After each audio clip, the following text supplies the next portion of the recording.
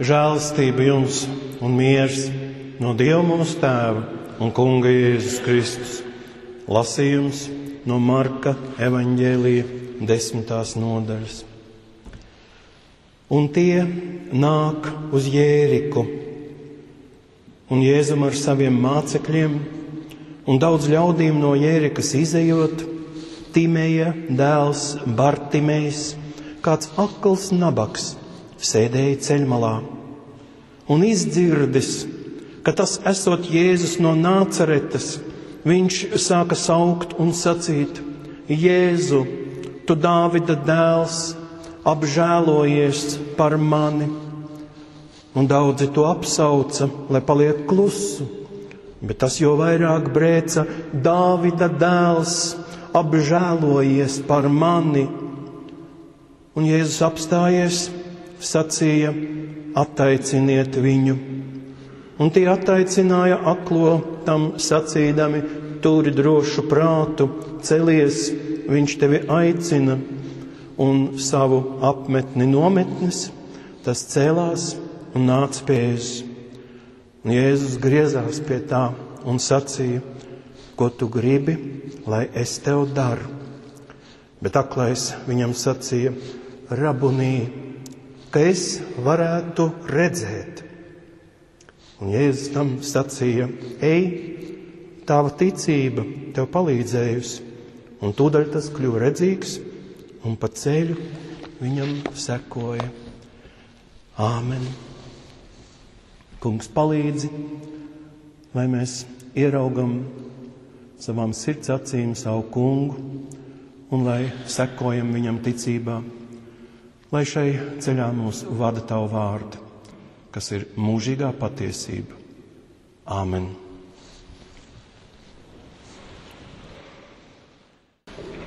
Es sveicinātu, mīļā Jāņa draudze un visi, kas ir mūsu vidū. Mēs ieejam šajā nedēļā, kurā mēs domājam par Mārtiņa Luteru iesākto baznīcas reformācijas ceļu. Un šo dievkalpojumu mēs svinēsim trešdien. Reformācijas galvenais atslēga vārds ir ticība. Šobrīd tas iespējams ir tikpat bieži lietots kā vārdi mīlestība un Dievs. Arī ticību mēs piesaucam laicīgās un garīgās norisēs. Cilvēku starpā tā sākas kā uzticība. Un mēs zinām, cik svarīgi, lai mēs varētu uzticēties tiem cilvēkiem, ar kuriem kopā strādājam, mācāmies. Par ģimenes locekļiem mēs īpaši nešaubāmies, jo ģimenē mūs vieno lielākā garīgā tuvība – mīlestība. Bet cik dīvaini, ka tieši šajā tuvākajā lokā gadās pieredzēt neusticību. Tad mēs pamazām iemācāmies neticēt tam, ko mums saka, ko sola, jo zinām, ka solījumi netiks pildīti. Kā gan lai dzīvojam bez ticības? Jo neticība pamazām ietekmē un pārņem arī citas dzīves jomas. Cilvēks vairs neredz, nejūt citu raidītos skatienus, viņu nesasniedz citu jūtas, un var teikt, ka viņš ir kļuvis kā akls. Arī to mēs esam sastapuši vai pat paši piedzīvojuši, ka kāds nevar saņemt to mīlestību, ko viņam sniedz citi, un tad viņš nevar arī sajust Dieva dotās dāvanas. Patiesi tā ir liela nelaime, kas kā aklums pārņem šādu cilvēku, un viņš ir tuvu fiziskai iznīcībai, jo sāk ienīst pats sevi, metas nīdēt savu miesu ar dzeršanu, ar cita veida neprātīgu dzīvošanu. Glābt var ticības atgriešanu sev, citiem cilvēkiem un Dievam. kam katra dvēsele ir svarīga un katru viņš ir gatavs pieņemt un sadzirdēt katra saucienu un kliedzienu.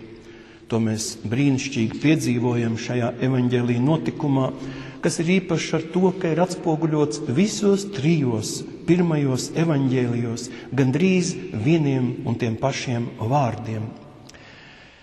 Šis gājiens, kurā viņi dodas, Jēzus kopā ar mācekļiem, arī nav vienkāršs. Jērika ir Jeruzālemes pievārtē, un šajā laikā visi jūdi dodas uz Paskā svētkiem. Tātad tas ir svētceļojuma noskaņojums, kuru mēs varam saprast tikai iekšēji. Par svētceļojumu mēs parasti iedomājamies garas cilvēku rindas, kas iet pa putekļaina ceļa malu uz Aglonu, un viņiem garām nesas mašīnas vēl pīpinādams. Vai arī šodien, ejot pa Golgātas eju Jeruzālemes vecpilsētā, ārēji tas gājiens daudz neatšķiras no lavieriešanas centrāla tirgus paviljono, bet katrā svētceļojumā svarīgākais ir mērķis. Un apņemšanās, ar kādu cilvēks dodas šajā ceļā. Šīs norises jēgu nosaka mūsu iekšējais garīgais svētceļojums. Vai tas mūs ved tuvāk Dievam? Vai mēs patiesi to gribam, vai tikai sekojam kādu citu cilvēku noteiktajam rituālam? Tad mums viss ķersies. Nebūs interesanti, būs garlaicīgi un nospiedoši, un mēs meklēsim visādus iemeslus šai garlaicībai, un tā mēs pazaudēsim mērķi, kura dēļ esam sākuši iet šajā ceļā. Aklais sēž šī svētceļojuma malā, bet ir pašā centrā. Ir zināms, ka aklam cilvēkam ir atņemta viena maņa redze, bet ir sāsinātas citas uztveres, un viņš tīri fiziski ir pārāks, mērķtiecīgāks nekā tie, kas reizēm pat nenovērtē, kas viņiem piemīt kopš dzimšanas. Aklais dzird atsevišķus izteiktos vārdus, kas skan uz ceļu. Saliek tos kopā, tie skan izsvaidīti, bet tad kādā brīdī saslēdzas un izskan vienā vārdā. Jēzus, mūsu skolotājs. Viņš nāk ar mums. Viņš ir mūsu vidū. Tā kā bija tautas vidū Jordānā kristību brīdī. Toreiz viņu kā vienu starp visiem, kā vienu no Dievam uzticīgās tautas pazina Jānis Kristītājs un teica, tev man jākristī, es neesmu cienīgs atraisīt tavas kurpes. Jānis bija redzīgs, tik redzīgs, ka viņš redzēja arī to, ko cilvēki nevar redzēt, ka uz Jēzus nolaidās svētais gars kā balodas, un debesu Tēvs sacīja, šis ir mans mīļais dēls. Šodien mēs dzirdējām, ka Jēzu tieši tāpat pazina tas, kurš neredz ar acīm, bet tomēr zina, ka tas ir Dāvida dēls, no Dāvida dzimtes, kas pēc Jesajas pravietojuma nāks akliem dot gaismu, pasludinās nelaimīgajiem prieka vēsti. Tas ir Mesijas uzdevums, un to var saredzēt tikai ar sirds acīm. Kad Jānis Kristītājs sūta mācekļus jautāt, vai Jēzus ir tas, kam bija jānāk, vai viņš ir Mesija, tad Jēzus atbild, sakiet, ko jūs redzat notiekam, ka aklie redz, ka kurlie dzird. Tie ir šie Jesajas pravietojuma vārdi, kas raksturo Mesiju. Par dziedināšanas darbiem runājot, mēs vienmēr tos ieraugam no divām pusēm. No fiziskās, kur dziedināšana ir kā brīnums, kas piesaista visu uzmanību, un kā garīgu izpausmi, kā Dieva žēlastības iemiesojumu, kas rāda mums visiem garīgās atzimšanas iespēju. Viens bez otra nepastāv. Dziedināšana vienmēr rādīs Dieva spēku, un Dieva spēks vienmēr mūs pārmainīs un darīs par jauniem cilvēkiem. Aklais vīrs Bartimejs šajā evaņģēlijā ir nosaukts vārdā, tāpat kā pilsēta Jērika, kas norāda uz šā notikuma īpašo dokumentalitāti. Un Jēzus saka viņam īpašus vārdus, kas svarīgi un nozīmīgi mums šajā ticības atjaunošanas svētku nedēļā. Tava ticība tev ir palīdzējusi. Kur tur bija ticība? Bartimeja ticības apliecība ir īsa. Tu, Dāvida dēls. Tu esi Mesija, kas nāks no Dāvida cilts. Bartimejs nelūdz: Ak, Jēzu, dziedini mani, bet kaut ko viņš tomēr lūdz: apžēlojies par mani. Viņš lūdz tikai Jēzus žēlastību. Un mums šodien jādomā, ka arī nevienam no mums neko vairāk no viņa nevajag, kā tikai žēlastību. Viņa žēlastības augstākā izpausme parādīsies pie krusta, kur sevi atdodot mīlestības vārdā, viņš atjaunos cilvēces saikni ar radītāju.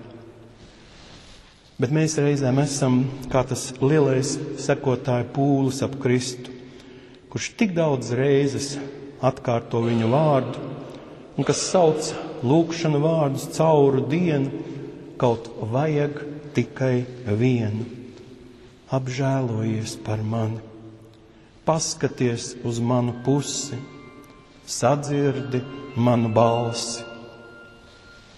Un tad Jēzus aklajam Bartimejam jautā: ko tu gribi? It kā būtu varianti. Bet mēs šeit skaidri atkal redzam, ka mūsu lūgšanām ir jēga un nozīme. Saki, ko tu gribi,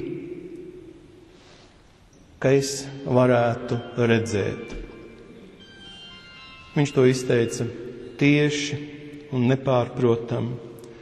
Un tikpat tieši skan Jēzus atbilde, kas ir absolūcija, grēku piedošanas apliecinājums, atbrīvošana. Mateja evaņģēlijā viņš arī pieskaras aklajam, teikdams šos vārdus. Aklajam pieskāriens nozīmē atzīšanu.